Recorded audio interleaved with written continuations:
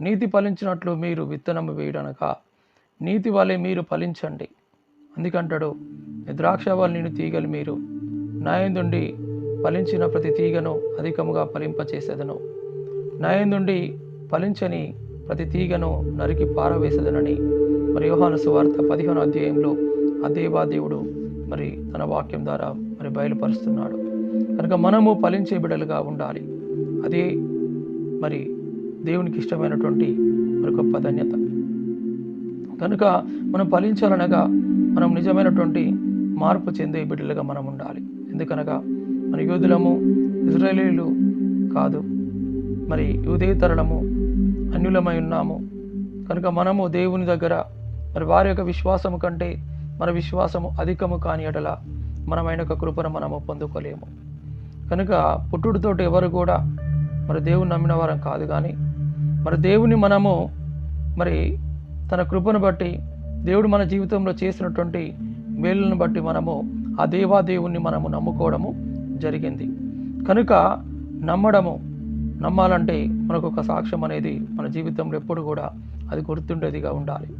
మన గత జీవితం చూసినట్లయితే మనము వ్యర్థులుగానో పాపులుగానో అసహ్యులుగా జీవించినటువంటి జీవితం మనది. మనము మరి ప్రభువును ఎరుగని వారంగా మనం ఉన్నాము.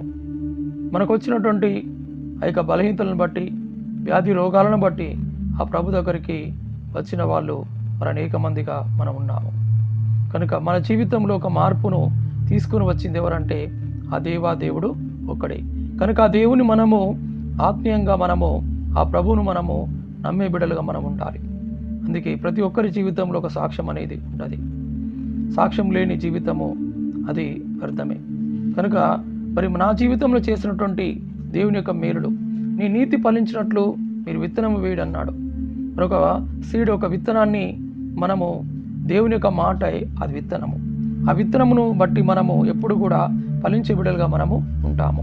ఆయన చూడాలని ఒక ఆశ మన జీవితంలో ఉంటే మనము ఆశ ఎప్పుడు కూడా దేవుడు నెరవేర్చేవాడుగా మన దేవాదేవుడు ఉన్నాడు. కనుక మనము దేవునితో సహవాసము కోరుకోవాలి. నేను యేసుప్రభు ఎవరో ఆయన మాటలు వినాలనే ఆశతో ఆ ప్రభువును మరి ప్రభు యొక్క మాట వినాలి అనే యొక్క పట్టుదల కలిగి ప్రార్థన చేసినప్పుడు ఆ దేవాదేవుడు నా పట్టుదలను చూసి నాలో ఉన్నటువంటి వ్యర్థమైన ఆలోచనలు, తలంపులను దేవుడు తొలగించి వేశాడు. పాపపు జీవితాన్ని దేవుడు తీసివేశాడు. ఎప్పుడైతే ఆయన చూడాలనక నా హృదయ లోతులో నుంచి నేను అనుకున్నానో అప్పుడు దేవుడు మరి నాలో ఉన్నటువంటి పాప స్వభావములను, ఆలోచనలను, మరి త్రాగుడు, మరి వ్యర్థమైన ఆలోచనలు ఏవైతున్నాయో వాటన్నిటి నుంచి దేవుడు ఏం చేశాడు? తీసివేశాడు. మరి నన్ను దేవుడు పిలుచుకున్న యొక్క పిలుపును బట్టి అవన్నీ కూడా నాలో దూరం అయిపోయి ఈ రోజున మరి దేవుని యొక్క వాక్యమును ప్రకటిస్తున్నానంటే ఆ దేవుడిచ్చిన ఒక కృపే. కానీ దేవుడు నాకు అన్ని విధములైనటువంటి నైపుణ్యతలను దేవుడు కలిగించాడు. ఈ లోకంలో మరి చేయడానికి అన్ని పనుల విషయంలోనూ, మరి డ్రైవింగ్లోనూ ప్రతిదీ కూడా ఆ దేవుడు మరి ఒక ఏకాగ్రతనిచ్చాడు. చూసి నేర్చుకునే స్వభావమును దేవుడు నాకు ఇచ్చాడు.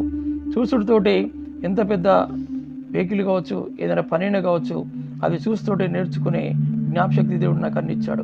అన్ని విద్యలు ఇచ్చాడు. కానీ ఈ రోజున ప్రభు యొక్క సేవలో నన్ను వాడుకుంటున్నాడంటే ఆ దేవుడు నాకు ఇచ్చినటువంటి గొప్ప ఘనతే. అట్టి గొప్ప ఘనత గల దేవుడు మరి మన పక్షాన ఉన్నాడు. అందుకే అన్నాడు, నీతి ఫలించినట్లు మీరు విత్తనం వేయుడి, ప్రేమయను కోత మీరు కోయుడి. నీతి ఫలించినట్లుగా మనం ఎప్పుడైతే మరి మనము ఫలములు ఫలించేవారుగా ఉండాలన్నప్పుడు ఒక విత్తనం మనం వేయాలి. విత్తనం వేయాలంటే ఆ ప్రభు దగ్గర మనము ఉపవాసంతో ఆ దేవుని సన్నిధి మనం మొరపెడితే ఆ విత్తనం మాట ఏమవుతుంది? అది ఫలించేదిగా ఉంటుంది. ఆ విత్తనమే, ఆ యొక్క విశ్వాస విత్తనం ఏమవుతుందంటే అది ఫలించి అభివృద్ధి చెందేదిగా ఉంటుంది. అందుకే చాలామంది అంటారు, నాకు తెలిసినంత వరకు చెడుగును దున్ని కీడును